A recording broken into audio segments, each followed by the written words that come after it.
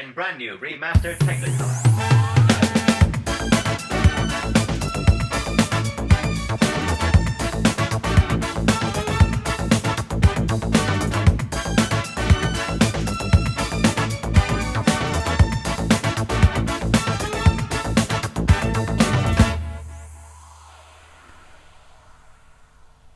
Cool. Hello and welcome to Two Queers. One Pod. I'm Bridie. I'm Imogen. And yeah, this is episode 2. Very exciting stuff. How are you today, Imogen? I'm doing all right. Doing all right? So good. You know, Good. excited to talk about these firsts for Yes. our second episode. My Yeah. idea was that it would be firsts for our first episode, but then We're so edgy. but then we decided to release a previous one first, and now it's firsts for our second episode. Amazing. It's just how we roll. So yeah, it's kind of first experiences both in a lot of different parts of our lives, both queer and I suppose regular, if that is such a thing. But yes, we've got a few kind of bullet points that I guess we'll just work through one by one. We have notes. We're prepared. So yeah, do you want to start with the first one and then me, or are we going to do it like one of us does all of them, you do all of yours, or are we going to just chat about them each as we get there? Yeah, nice.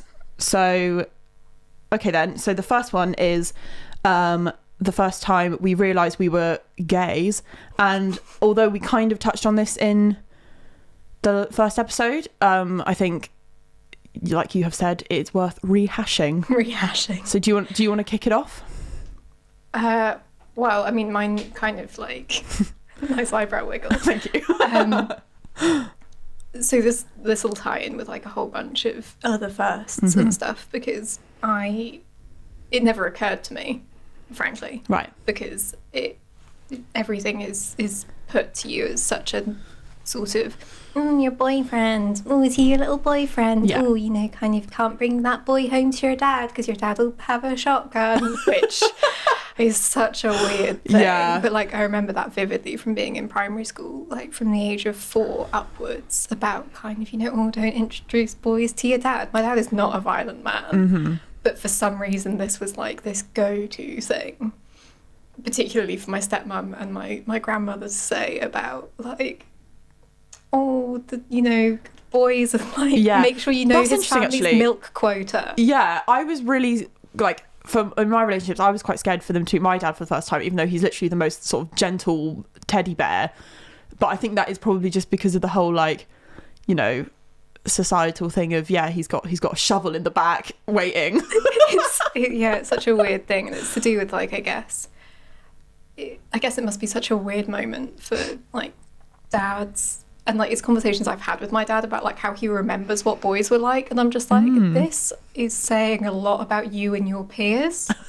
If you're afraid of all men for me, like, don't get me wrong, I am also afraid of all men for me, but it says a lot if you've got that kind of reflective nature about your own adolescence, and you go, well, fuck me, I wouldn't have trusted any of us around. No, for sure. You know, you when you were a teenager or whatever. So yeah, so like most of my childhood and early adolescence, the idea of being gay wasn't really like an option. But then we got to a certain age where like we started drinking and making out at parties, and I was like, yeah, I don't want to stop doing this. Like, you guys are doing this to impress the boys, because apparently they think this is fun, but like I volunteer as tribute. I'm into this, not because the boys are watching, but because I'm quite happy to just sit here I'm quite happy to like make out with people that have ever used a lip balm. Like, I'm quite into this.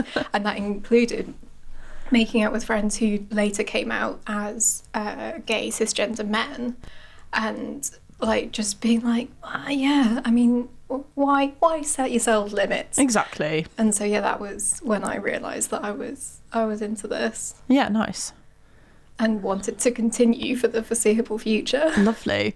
No, that's such a funny thing, isn't it? Like, I remember when I was at uni, because I didn't really I went to like a few sort of house parties when I was a teenager, only in kind of from being like 16 to I guess 18 when I went, well, 19. But I remember at uni there was like a few girls that were kind of they kind of turn up and they're like, huh, I've slept with 29 people, or I can't wait to make it my 30th in Freshers Week, and like genuinely this person exists. And it was the kind of like there was like a guy in my flat who one of them fancied, and we all went out for like some kind of freshers party. And this was actually when my friend was visiting. I won't say her name though, but they were female. And like the girl sort of got off with my friend, just but like had one eye on the guy. Do you know what I mean? And it was just, I was just kind of sat there like, because I was in a relationship, so I was just kind of sat there with all the like relationship people on the side in the club, just kind of like, this is so like, oh god. But my friend is bisexual, so I think they probably were like, this is fine. But you know, it's just that kind of funny, and it doesn't, I don't think it like completely goes away with becoming an adult rather than a teenager. I think that some people just kind of carry that on, but it's like, I'm happy for you to use me as your I don't know. Yeah, I've always found it weird when people after all of that were so like emphatically straight. They were like, no, I was absolutely doing that in order to impress a boy. It's like the next day, it's like, oh. but then like for years later, and then when they realised that I wasn't, that was what made it weird. And I was just like, okay, so you were using me to impress a boy, and I'm the fucking weird one. Yeah. Cool. All right. I mean, I looking back on my friendships in those times, I'm not 100% sure they were the best choices for me, given my like character development as I've left school and whatnot, and like the people that I surround myself with now. It is a very different kettle of fish. But these people that thought that it was really fucking funny that I was actually interested in the people that I was like kissing. Yeah, it's very backwards, like, isn't it? What a bizarre. Like, well, it just turns out just equal opportunities. Exactly. And then it's kind of like, well, why? And then you just kind of think it would be better if everyone just kind of had that sort of, I guess, attitude or thing where it's like, if you don't label, then you could do this all the time. Like, you know, open up your brain, and then it should be fine. Yeah. My answer to this is slightly different to yours insofar as it was when I was watching a particular film, and I know I've talked to you about this in the past, but it was basically, my sister's 6 years older than me, so when we were growing up, I would like steal a lot of her stuff, especially her DVDs. We've gotten over it now, luckily, but like it was quite a point of contention for a while. But I remember one of them, because you don't live together anymore. I know. And I must have been like maybe like 9 or 10 years old, and I borrowed her DVD copy of the film Closer. Yeah, I was like not old enough to watch it. I think it was a 15, so I was like, perfect, and then like scuttled back into my room. And it's funny because when I was making a note of this, I was like, right, I should probably, like, because I barely remember the film, I should probably like read up on it so when I talk about it, but I think it lends itself better to the fact that the only bit I can remember is when like Clive Owen sort of takes her into the back, and then she's like sat there with like is it like a bright pink bob wig? Like, I remember nothing from the film except this vivid scene, and his head's in the middle of her legs, and he just says like, spread 'em or something. And then you can tell the power dynamic is like, he thinks he's like got it, but she's actually controlling him, and she's going to make the money at the end of it and what have you. And yeah, and I just remember looking at her just going, oh my god, because that's the bit where he asks what she tastes like, and she says heaven. There you go. And then I was like, I'm sure you do. Yeah, sure just Natalie Portman. And honestly, that has stuck with me. Like, I don't remember the rest of the film.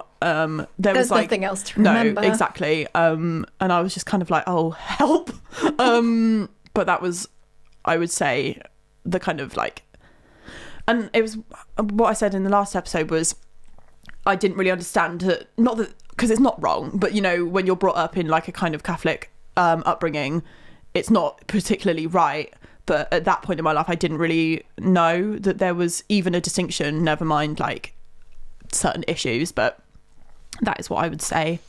Yeah, my equivalent to watching Closer was I went to Stratford-on-Avon with my mum, and we stayed in the hotel there when I must have been about 14, 15. And I remember 3 things about this trip. The fact that the waiter gave us some serious side-eye when we ordered 2 afternoon teas because apparently you were supposed to share one. Sorry. And my mum and I were like, we're on holiday. Yeah. This is our dinner. We like cake. Stop with the facial expressions. Yeah. I also remember that I had my first kind of existential crisis around like veganism and vegetarianism. Well, probably wasn't my first. I remember thinking about it when I was in middle school as well. But because there was some kind of I can't think what would have led up to the fact that there was squid in our room service, but there was. And I remember looking at the one that had tentacles attached to it and thinking that looks a little bit too much like an animal for my liking. I see. And then I had a word with myself and I was just like, well, if you'll eat animals that don't look like animals, you know, then that's you being a coward if you don't eat an animal that looks like an animal. So either right this second you need to become a vegan right now or you eat the damn squid. Yeah. And I did eat the squid. And the third thing that I remember from this trip was that we watched the film Atonement with Keira Knightley and James McAvoy. I haven't seen it myself, but I can already kind of understand. Sweet Jesus. It is one of the most heartbreaking films ever. Oh. The book is actually really good as well. But there is a scene where James McAvoy and Keira Knightley is wearing the most kind of like liquidy emerald silk dress. And it's all done with like, there's some sort of like trivia about the film where it was all shot, like the bits that are earlier on in history are all shot like, and there's like a Chanel stocking over the lens or something, so it's all like hazy and golden. And they have sex in the bookcase. Fab. And I was like, I just remember being there being like, this is deeply erotic. I don't know who I want to be more. I was going to say, knowing you personally, like you've got Keira Knightley, you've got James McAvoy, and you have a bookcase, so it's literally your perfect. My dream, my actual dream. I didn't know if I wanted to be the bookcase. Yeah. I didn't know if I wanted to be Keira Knightley being like ravished by James McAvoy, or I didn't want to be, or did I want to be James McAvoy Makes ravishing note to watch this later. Keira Knightley. Like it was just the most exquisite moment, and like it messes with them for like the rest of the film, but. And I'm pretty sure like everyone dies because of this interaction between them, and I say it was worth it. Yeah. So out with a bang, as it were. Oh, indeed, such a good film. Yeah, my number one film probably. If anyone ever asks me, it's the one that I go to because it makes me sound cultured, right? But it's not. It's not really the culture. I mean, it's a beautiful film. Yeah, I'm going to watch it. But I haven't really seen Keira Knightley, and I haven't even seen Pride and Prejudice. I don't know if I'm supposed to, but I did listen to the soundtrack extensively when I was doing exams and stuff. I think you'd like it. Well, there you go. Amazing. What's next? First kiss. Would you like to start? Okay. So. Just get it out there really quickly. I was a late bloomer, so leave me alone. That's fine. I think I kissed a boy in the art cupboard. I have I have this really vivid memory, and like I've spoken to friends about it who knew me in year 5. And I remember it was one of those things where you like make 2 people go into a cupboard and you're not coming out to kiss. That's my impression of a 5-year-old or 8-year-old. And I'm pretty sure it was literally like. What's year 5? I don't know, like 10? Yeah. Okay, I said 8. I meant 10. Yeah, you said 8, I was rounding down, sorry. Oh, cool. 10. And I don't think I remember the actual thing. I just think I remember like talking about it in the kind of reconstructed memory, as it were. But that was like basically nothing. And that was my story of my first kiss, literally up until I was like proper one where it's like the whole, what's the film? Princess Diaries, like my leg didn't even part. I watched too much TV.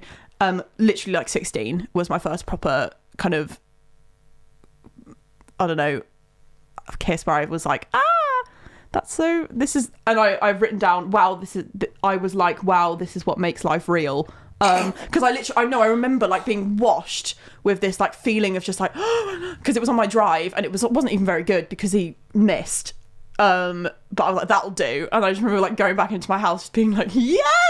And that felt really life affirming to you. Kind of. Because it was just like, well, I've done it now, and now I can actually, do you know what I mean? It's so embarrassing. That's not embarrassing. It's just kind of sad that that's what society and like media and stuff has done. Buzzing. Well, I mean, that's great. I was so excited. That's really good. Yeah, and then my first kiss with like a girl in the kind of context of like being like romantic and being on a date and what have you wasn't until I was, how old am I now? 23.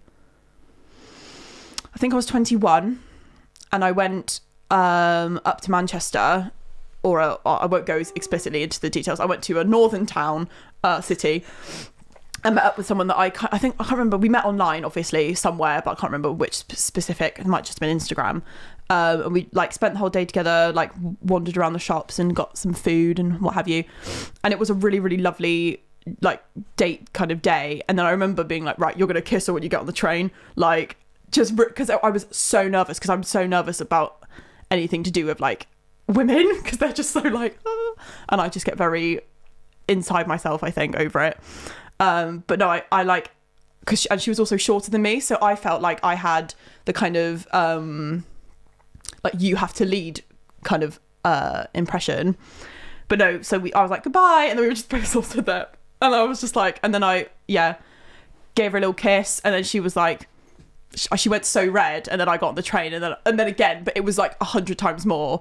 I was like on the train home, and I was just like, but I was literally 21, which sounds so strange because it feels like obviously it wasn't my first kiss ever, but it just felt very like, you know, I've had such a lovely day, and I hadn't like, I don't think that ever goes away though, when you like have your first moments with someone that you really like and you've had a really good time with and stuff, and those sorts of days are really magical, and I really hope that those unfortunately I never saw her again away. after that, but that was kind of my fault, but we don't need to go into that. I mean, but life got in the way, and she lived a million miles away.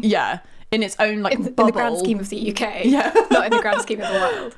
But no, in its own little bubble, that was like a really nice day, and I probably will always remember it. I don't think she's the biggest fan of me anymore, because I kind of basically I just stopped speaking to her because I didn't know how to navigate myself. And it was also like in kind of Christmas and New Year time, which is when, and we'll probably touch on this in the next episode that we do, I just don't really, I find it quite difficult, and because it was like so new, I just kind of left it and blah blah blah. These things happen though, like, and it is really hard, and it's really hard to be the other person, but I think we all understand and have an element of compassion. And I am like, I'm really grateful for that like experience, even though it was quite like short-lived. I think it was good for me to have done it. But yeah, your turn. Oh, what? So like first kiss and stuff. I have like 3 in my head. It's really weird. Like I have my first time, like I was kissed, like kind of pecked, I suppose. It's sort of like your cupboard story, but like Cupboard story. Well, I had my first boyfriend when I was like 9. Right. Yeah, I don't know. He's grown up to be a really lovely man, but like and in fairness, when I was 9, there were people in my class that like had boyfriends and girlfriends and what have you. It just wasn't me. Yeah, it's just a bizarre. Well, yeah, I'm not saying that like either one of us is an outlier particularly. It's kind of funny to look back on it. And yeah, so he was really lovely. He gave me a peck on the lips outside one of the French huts in our middle school. It was year 5. Very romantic. So I would have been 9. He would have been 10. Mm-hmm. Oh. And yeah, he like, you know, it was a weird time. He was kind of interested in another girl in our year, and so sort of between like around year 5 and year 6, he like chopped and changed between us quite a lot. And I remember being had my little heart absolutely broken. Bless you. And I remember sobbing in the car because he had kind of got his timings mixed up, and he'd asked her out before he'd broken up with me. Oh no. And like, you know, bless. Yeah, and that kind of thing gets around quick in a primary school. Yeah. Oh yeah, it was a middle school. There were quite a few hundred people, but it was that was really difficult. And it was sort of one of those things where like one of their friends came and did the telling, like typical kind of like small. I mean, he had a lot going on. I remember like our first, maybe only like date I met his family and I was just like, well, this makes a lot of sense. Okay, understood. And so, yeah, like, no hard feelings, like 15 years later. But, Christ, that is 15 years. Yeah. That's more than 15 years. Gosh. And then when I lived in Ireland, I got kind of coupled up with a boy in my year who was technically a year older than me, so I don't really know how that worked, but it was kind of like we were both a bit like different. And so we just like, oh, wouldn't it be super cute if you guys get together. And I was just like really wanting to be accepted, and he was a really nice guy. Like, we had nothing in common.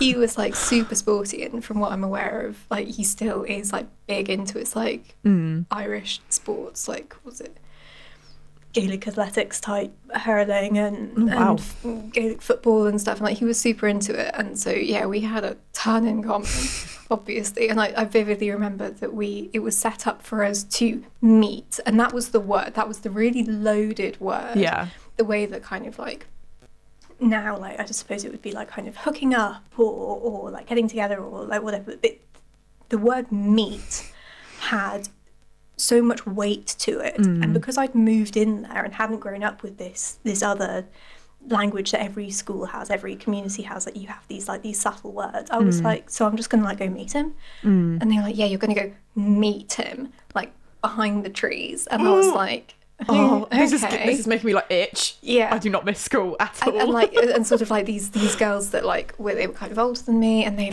were kind of like hurried around me, and they were like, do you want some like lip balm, do you want some chewing gum? And I was just like, I mean, he's in my science class, I think I'll be fine.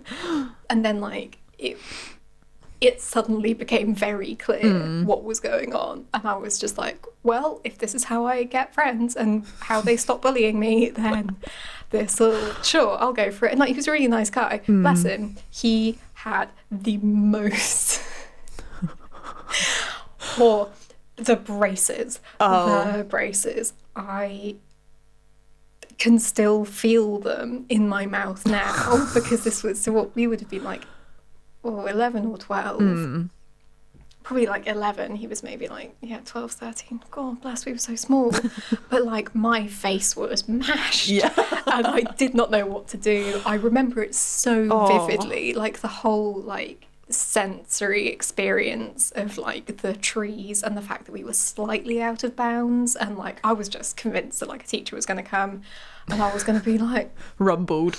What do you expect me to do? I want to stop being bullied. Yeah. Like, I thought this was my way into like the popular kids. Yeah. And so that was it. We went on a few dates. It was, I lied about it to my parents, or my dad and my stepmom, which caused a whole world of hurt when they found out. Like, that was a whole that's a whole other thing. But we went on some dates. It was nice. He's lovely. I think he watches my Instagram stories every now and again. Aww. And like we spoke on like MSN or something years later after I'd moved back to the UK, and I was like, yeah, we have nothing in common. We really don't need to keep this going. You're a very sweet boy, but like, nah. Yeah. Yeah, and then later on, I suppose it would be with like people that I then like went on to have more like adult relationships with. There were like kisses and stuff, but I remember those really like young kisses and like kind of the feelings and stuff, and I really hate the way that people they shit on really young people kind of like dipping their toes into those sorts of things, and it feels so important at the time, and people, they're just like, oh, these things come around again, and it's like, they do, and you will feel the exact same way every time. Every time there's a new person that you're really interested in, or that you feel that spark with, and you do that kind of like spending the whole day together, or kind of like going on a date, and you're like, are we friends, are we not? And then kind of like the sort of like, like you'll go and you'll kind of like, your knees will go together, or like kind of you'll like touch hands, and it's like, I don't know, I'm 25 and it's not really stopped. In my head though, like I feel like, and I've been on like a few dates in my lifetime, and I feel like it's only me that's doing that. It's just like I have the exact same like, not brain, but like thoughts as you around that, but I always am just like, you need to just calm down. Like, I just take myself to the side and I'm like... No, I think a lot of people get it, and sort of if you get it once, then that's probably just how you are, and I think it's a really lovely thing to be able to get those things, because I wouldn't consider myself a particularly, like, romantic person. I'm frustratingly pragmatic at times, but I think that you do sometimes get those, like, little butterflies or those really nice moments, and I think that they're absolutely to be cherished. And I think looking back on, like, my earlier experiences with people, we don't talk honestly enough with young people about the difference between normal butterflies and, like, kind of happy, good, but still kind of like anxiety sort of makes you feel a bit sick kind of feelings, and gut feeling of no, this is wrong. And I think that if we were more frank with kids about, like, how really exciting these things can be, and exciting to the point of where you feel like you're about to throw up because, oh my god, it's just so much and it's new and you don't really know what to do with yourself, or the kind of pit of your stomach type, no, I'm not fully on board with this, but people could convince you and push you one way or the other through, like, friends of being like, no, you guys should be together, or kind of like, no, he's really cool, he's really great, or, you know, she's really cool, she's really great, or whatever. And then you can end up in situations that you can look back on with not necessarily regret, but I look back on them and I just kind of wish that someone had taken me to one side and explained the difference in the feelings. And it's also like with young people, and we're talking kind of 9 to sort of 12, 13-year-olds, there's not enough, like, you know, it's considered don't know, searching for the right word, but another word for, like, perverted of the child if they have kind of, like, curiosities about sex and all this kind of stuff. But, you know, it's linked to when you start puberty as well. And, like, I've got friends who started puberty when they were, like, 9 years old. I think my first period, I think, was when it was on my 13th birthday, so I was, like, kind of late in that sense. But do you know what I mean? Like, there's a lot of, like, oh no, you shouldn't talk to, like, little Timmy about all that kind of stuff. But it's like, I mean, like, I didn't have frank conversations with stuff like that until I was probably like 17, 18 with anyone about, like, kind of how you feel within yourself about stuff, and also like to do with being raised as a girl, and there's never any emphasis put on actually how you might feel in regards to, like, sexuality and things. There's things like, you get the kind of cute girly romantic stuff of kind of like, oh, girls, they just fall in love and they're all like unicorns and rainbows and stuff, and it's like, yeah, but also, like, the sexual stuff is there as well, and that comes from puberty for most people, obviously not for everyone, and at different times for different people, and all of that kind of stuff. But, like, we're just not honest enough with kids,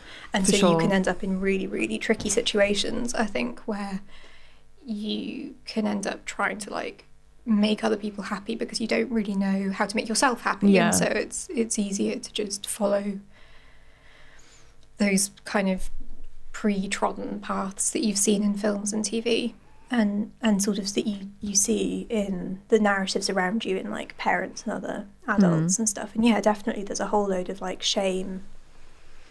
I don't know how we're doing for time, because I could... No, that's okay. I was about to kind of say, you know, we can cover that in more depth another time when we can talk about kind of cool, thanks. It says 35 on here, but obviously we started that was going for a while.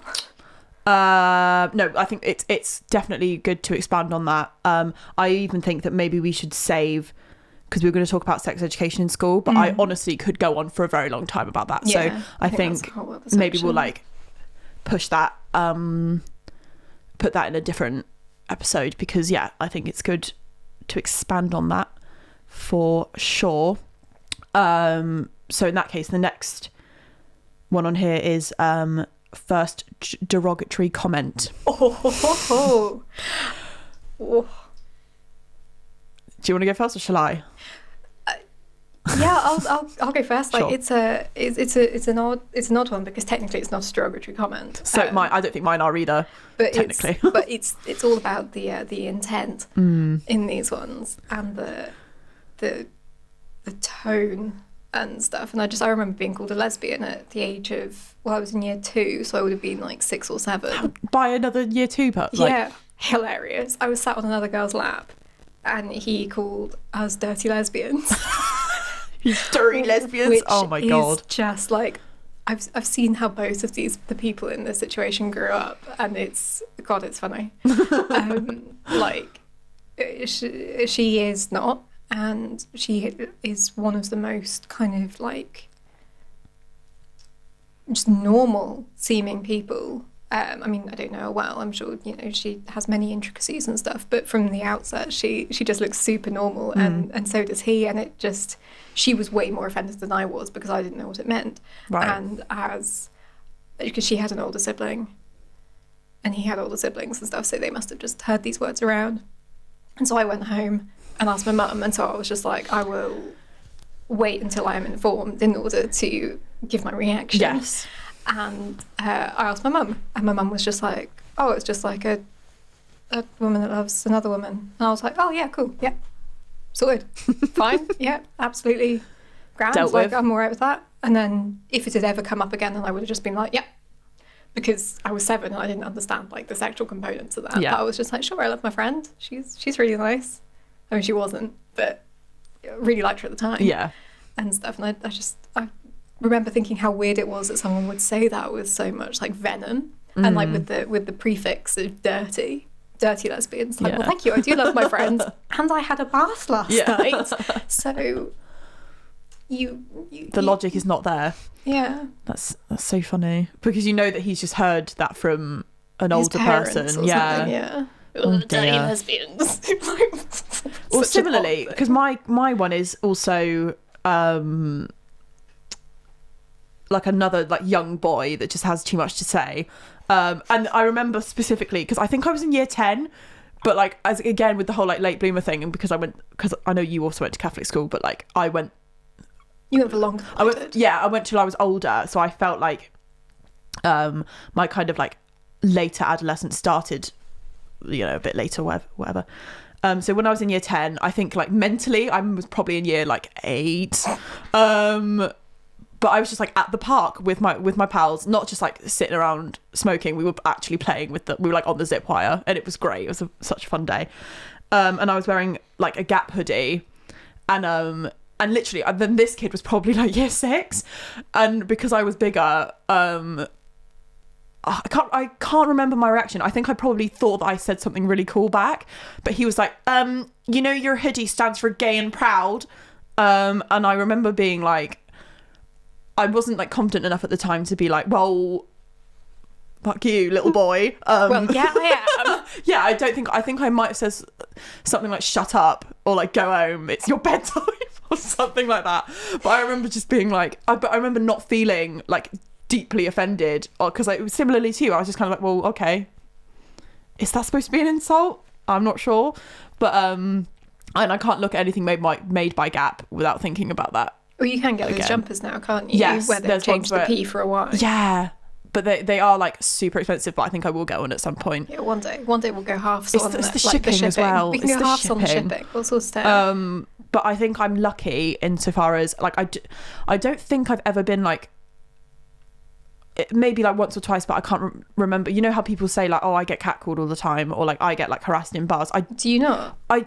I genuinely don't think that I often Would do. you just not notice? Maybe I don't notice, but I think You're just and I in your don't own mean happy this, little and I world. don't mean to say this in a way that's like, oh, I wish it was me, but I think I'm always with the people that get it, but I don't. As in, people get like approached in bars and like or like pubs. I don't know why I'm calling them bars. We live in a tiny town, and like hit on, and when they just want them to go away, like I'm always the one just sat there like, this is not this is really awkward. Just like fuck, like go away, man. I genuinely don't think it's really targeted at me. I don't know if that's because I'm quite tall and I could like punch them. I don't know. I hope that's Just what they think. You're intimidating. That's my like internal like, oh, it's because I'm too hard. That's fine. You don't look like easy pickings. Yeah. But yeah. So like, I think I'm quite lucky insofar as I don't get the kind of like constant harassment. But that, you know, that could change because I do, like I say, I live in a small town. I've never lived in a city for very long. But I do not. But it's obviously not just subject to cities, but like. Well, you're going to cross more people's paths Yeah. in a city, whereas the people around here know you. But yeah, honestly, I can't remember like the last time where I felt personally uncomfortable at the like hands of someone else, but I've been like witnessed it a lot of times, and it's always just the worst thing.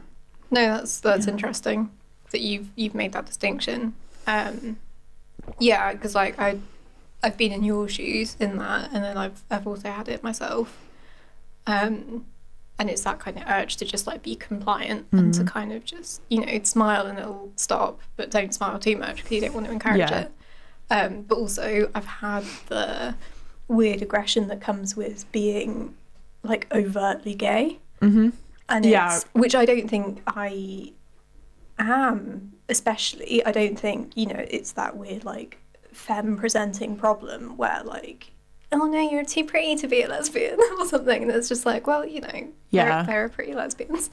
Also not a lesbian, but it's but like I've had people, weirdly enough, like at Pride, like, you know this, about a couple of years ago, and I was wearing a Gender Is Over jersey, and a guy like fully started squaring up to me, like much to the embarrassment of his friends. Like his friends were like, mate, what are you doing? But he was fully about to like smack me. And I just can't. It's like, I read your t-shirt, that offends me. Like, I know, because I know you. It's not like you're like, and it doesn't matter if you were sort of like parading around screaming, but yeah, so you're not I'm not very confrontational. Yeah, that's the point. And the person like obviously like read your shirt, thought that offends me, even though my friends think I'm being a loutish. Well, his whole point, not that he put it particularly articulately, because we were in a Wetherspoons, I did just need to pee. And his point was, if gender is over, then I can assault you like a man. If you're not a woman, like, then I can... Because obviously I wouldn't punch a woman because I'm a stand-up guy. Yeah. But since gender's over, rolling up my sleeves, mate. I can smack you like a bloke. And his mates were like, come on. We don't speak for him. Yeah, come on, Gavin. You've had one too many.